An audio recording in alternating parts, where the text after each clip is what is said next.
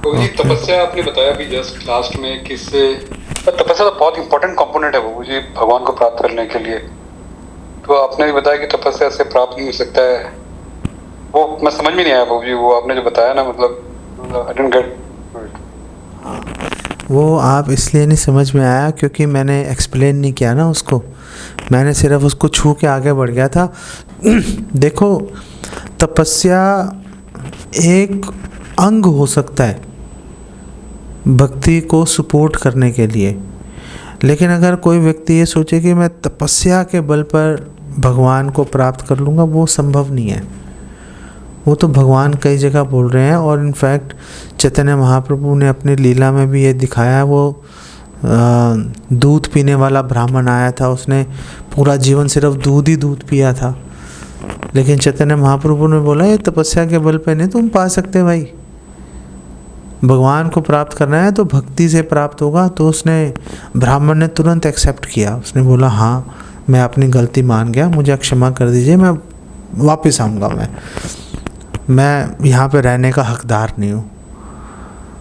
तो जैसे ही उसने ये बात बोली तो चैतन्य महाप्रभु ने तुरंत उसको कृपा प्रदान की, और उसको जो रात्रि संकीर्तन कर रहे थे श्रीवास आंगन में, उसको भी उसका भाग बना दिया। लेकिन अगर कोई बोले कि मैं तपस्या के बल पर, या मैं जाति के बल पर, या मैं कर्म कांड के बल पर भगवान को प्राप्त कर लूँगा, वो नहीं कर सकते, वो पॉसिबल नहीं है। तो हम तपस्या करते हैं अपनी भक्ति को सपोर्ट करने के लिए। मुख्य अंग जो है हमेशा भक्ति रहेगी। इसी तरह से जो ज्ञान है, भगवत ज्ञान है, वो भक्ति को सपोर्ट करेगा तो उसकी वैल्यू है। अगर वो भक्ति को सपोर्ट नहीं कर रहा ज्ञान, तो फिर तो वो शुष्क ज्ञान हो गया, फिर उसकी कोई वैल्यू नहीं है। अपने आप में ज्ञान इम्पॉर्टेंट है, इसीलिए तो हम ये क्लासेस कर रहे हैं, इसीलिए हमारे आचार्यों ने शास्त्र दिए, इसीलिए हमारे आचार्यों ने शास्त्रों के ऊपर टीकाएं की। वो इसीलिए की क्योंकि ज्ञान इम्पॉर्टेंट है, लेकिन अगर वो भक्ति को सपोर्ट नहीं कर रहा तो शुष्क ज्ञान हो जाता है, फिर बेकार हो जाता है। ऐसी तपस्या जब तक भक्ति को सपोर्ट करेगी तो अच्छी है, लेकिन अगर कोई तपस्या के बल पे सोचेगा भगवान को प्राप्त कर लूँगा, वो इम्पॉसिबल है। ओके जी भक्ति विदाउट तपस्या पॉसिबल है क्या? मतलब ये इंक्लूडेड है वो? भक्ति क्या, भक्ति विदाउट तपस्या पॉसिबल है? तो भक्ति केवल और केवल भगवान कृष्ण और तद्भक्तेषु और भगवान कृष्ण के भक्तों की कृपा पर आधारित है, पर निर्भर है। भक्ति और किसी पे निर्भर नहीं है। अगर हम ये बोलें कि भक्ति ज्ञान पे आधारित है, ज्ञान पे निर्भर है, भक्ति तपस्या पे निर्भर है, तो वो भक्ति के ऊपर दोष लग रहा है। भक्ति की जो महिमा है, भक्ति का जो महत्व है, वो घट रहा है। भक्ति का महत्व क्योंकि हमने घटा दिया तो हमें उसका पाप लग जाएगा, अपराध लग जाएगा हमें। भक्ति केवल और केवल भगवान और उनके भक्तों की कृपा पर निर्भर करती है, और भक्ति का और कोई भी जो है भक्ति किसी पे निर्भरता नहीं लेके आती। लेकिन सारे जितने भी अंग हैं, वैराग्य हो गया, तपस्या हो गया, ज्ञान हो गया, ये सब भक्ति को सपोर्ट कर सकते हैं, ये सब भक्ति की सेवा कर सकते हैं। लेकिन भक्ति अपनी निर्भरता किसी पर नहीं लेके आएगी। भक्ति की निर्भरता केवल और केवल भगवान और उनके भक्तों की कृपा पर आश्रित है, और भक्ति पूर्णतः स्वतंत्र है।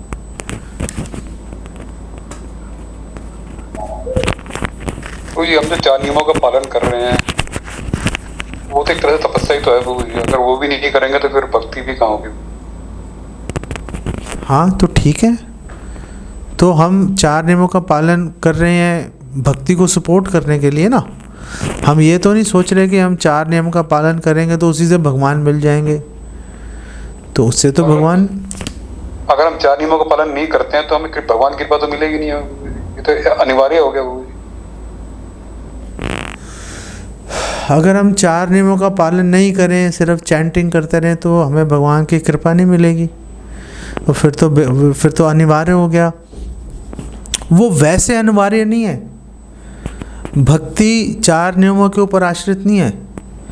इसलिए लोग जब भक्ति में जुड़ते हैं, नए व्यक्ति को हम बोल देते हैं भाई तुम चाय वाय पीते रहो, तुम खाते रहो प्याज लहसुन, आ जाओ तुम जब करना शुरू करो, अपनी भक्ति के अंदर जुड़ो आकर। अगर वो अनिवार्य होता तो फिर हम ये बात बोलते नहीं। लेकिन जब कोई भक्ति में जुड़ गया तो सबसे पहली बात उसको क्या समझ में आती है? सबसे पहली बात उसको ये समझ में आती है कि मुझे वो काम करना है जिससे भगवान प्रसन्न होंगे, और मुझे वो काम नहीं करने चाहिए जिससे भगवान को अच्छा नहीं लगता। तो फिर वो स्वैच्छिक रूप से, फिर वो मतलब उसको खुद ही ये फीलिंग आ जाती है कि हाँ मुझे ये काम जो है, मुझे ये 4 काम करने हैं, मुझे ये 4 काम नहीं करने।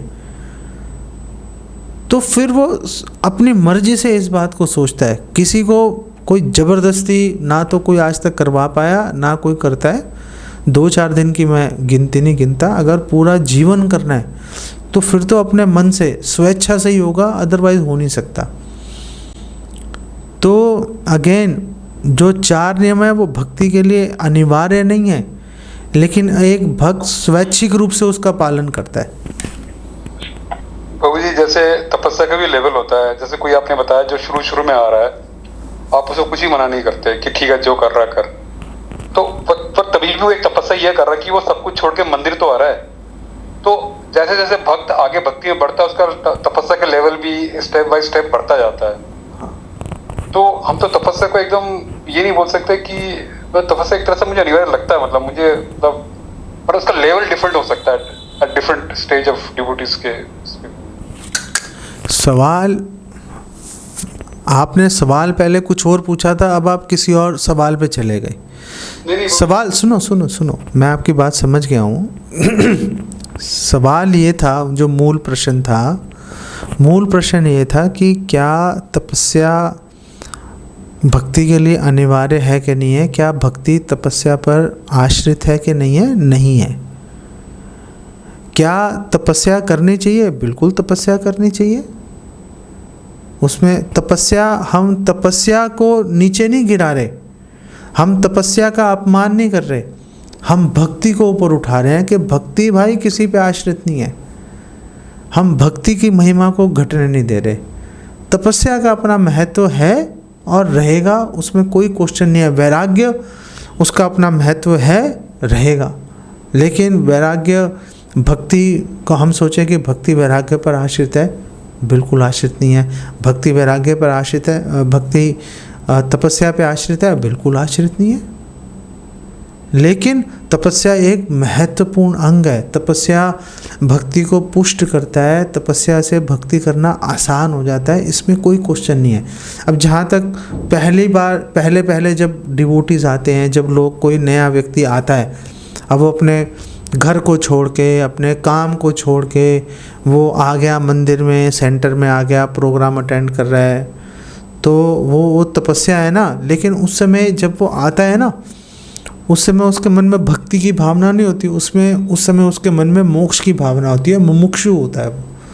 वो ये सोचता है कि भाई आ जाऊँगा, हो सकता है मेरे दुख कट जाएँ, हो सकता है मोक्ष मिल जाए, कुछ मन शांत हो जाए। फिर धीरे धीरे जैसे जैसे भक्तों का संग करता है तो सिद्धांत समझना शुरू कर देता है। तो फिर उसको समझ में आ जाता है कि ये जो मोक्ष है ये भी बेकार है, भगवान को संतुष्ट करना ही ज़्यादा महत्वपूर्ण है।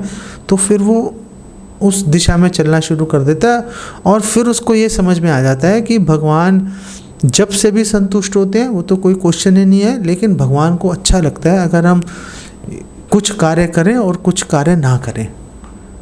तो फिर भक्त अपने जीवन में उस तरह के बदलाव लेके आता है। लेकिन भक्ति की कोई उस पर निर्भरता नहीं है। हम तो भक्ति की निर्भरता की बात कर रहे हैं। तपस्या, वैराग्य, ज्ञान अपने आप में महत्वपूर्ण है कि नहीं है, रियल है कि नहीं है, है। हम तो भक्ति की महानता की बात कर रहे हैं।